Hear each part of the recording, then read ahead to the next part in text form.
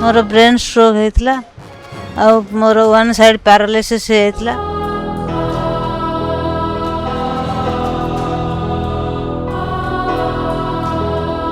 आस्ते आस्ते मु चलुची एथर चली पार नथली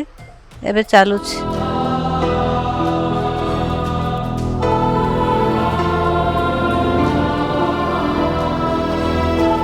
मु तांगर अटेंडिंग अछि से मोर बापा हेबे एक्सीडेंट हेतिला।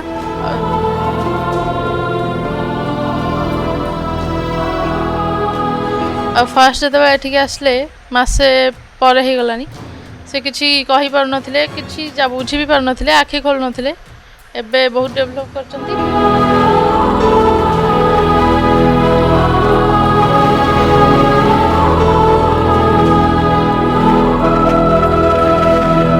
स्मार्ट सिटी राजधानी भुवनेश्वर पटिया छकठारे New Life Health Care Private Limited खोला होईछि। एठारे अर्धांग पक्षाघात एवं मस्तिष्क अस्त्रोपचार परे परवर्ती चिकित्सा बातरोगी विकलांग शिशु वार्धक्य जनित रोगी दुर्घटनाग्रस्त मस्तिष्क क्षतिग्रस्त होइथिबा रोगींक परवर्ती चिकित्सा एठारे बहुत अभिज्ञता थिबा डाक्तर एवं तांक सहित अभिज्ञता थिबा सहकर्मी मानक द्वारा आधुनिक जंत्रपाति द्वारा अल्प खर्चरे एठारे चिकित्सा करा जाए। डाक्तर भवानी शंकर मिश्र एवं अनंत कुमार पंडा प्रतिक्रिया रखिछन। अमृता मो नाम अमृता ब मो पेशेंट मु तांगर अटेंडिंग अछि से मोर बापा हेबे अमय कुमार ब तांगर 1.5 मास पूर्व पाखापाखि 1.5 मास पूर्व एक्सीडेंट हेतिला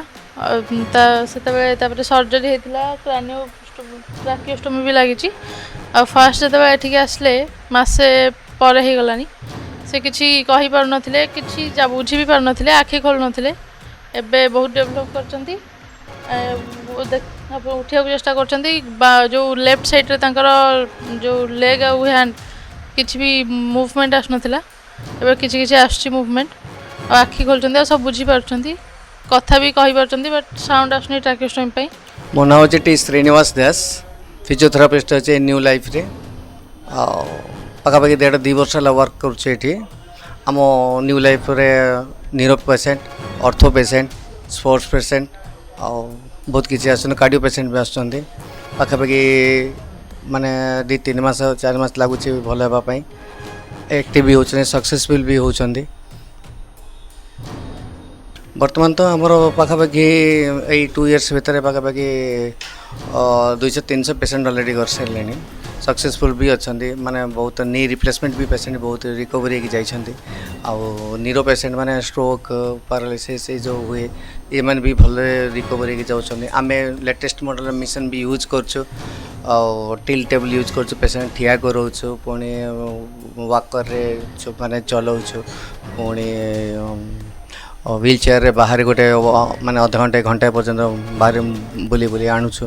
मु डॉक्टर भवानी शंकर मिश्र आम मैंने ये प्राइमरली न्यूरोलॉजिकल पेशेंट मैनेज करछु स्ट्रोक आउ epilepsy and even other kind of infectious disease patient जो मैंने हॉस्पिटल लॉन्ग टर्म स्टे पर घर को गला भाया सिचुएसन में न पहुँची पार्टी तांकू it's a mid term treatment भाया ये रखुचु। आमर ये nursing staff and doctor 24 hour coverage रे रहउचंती all required medicines and all required जहाँ भी आपंकर सपोर्ट अच्छी सबुड़ाक पॉसिबल अच्छी रेगुलरली रिपोर्ट फॉलोअप आ फिजियोथेरापी कराऊँगी। Most of the patients stroke और एपिलेप्सी पेशेंट ये रिकवर करके जाइछंती। तो ये गोटे एडवांटेज है in comparing to other physiotherapy and rehabilitation centre आपको ये स्पेसिफिक डिपार्टमेंटाइज डॉक्टर कवरेज मिल पार like neurology medicine cardiology critical care जोटा अदर रिहैब सेंटर रे पॉसिबल नुह। So that is the different thing we are doing here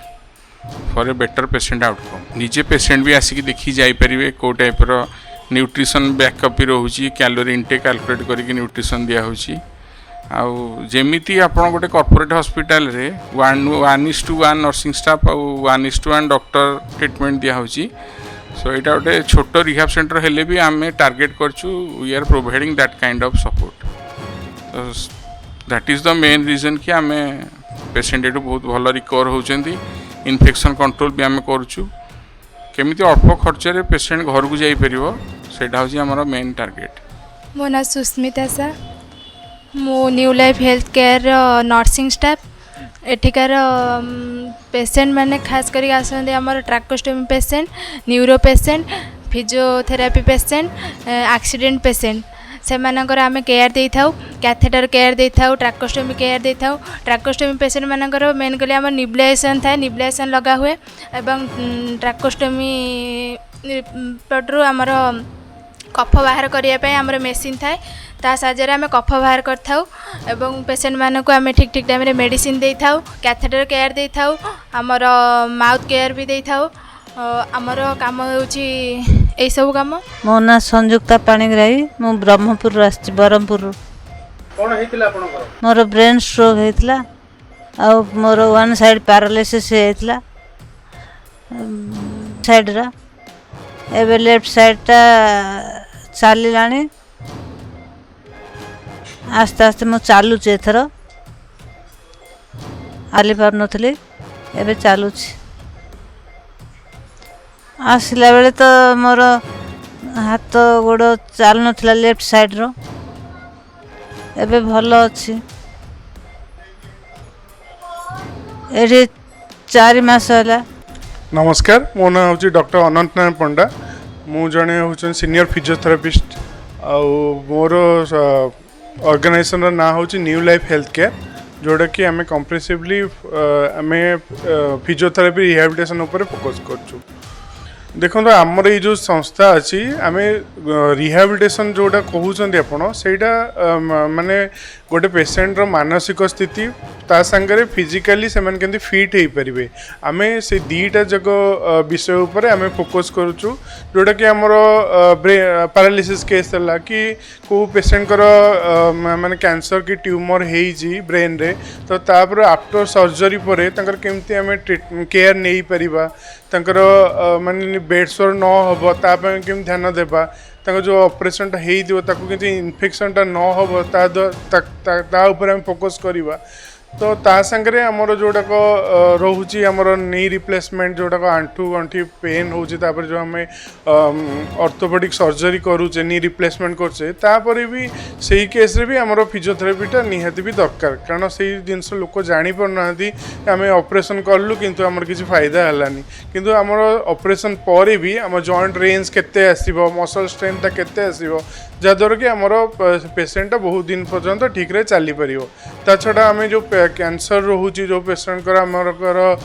palliative care दिया होची जो मानकर आमर छोट पिला रोचन जो मैंने विकलांग पिला रोचंती चली पारना से केस गुड़ाक भी आम ये ट्रिटमेंट करछु। तापर आम जो ओल्ड एज केयर रहिले जो माने कि तंकर ओल्ड एज हेतु से माने चली पारना ठीक रे पूरा टोटली बेड रिटर्न हो जाउछंती से केस गुड़ाक भी आम ये सब आम तांको ट्रीटमेंट करोछु। हम संपूर्ण न्यूज ओडिया चैनल को लाइक शेयर एंड सब्सक्राइब करने को जमा भूलिए।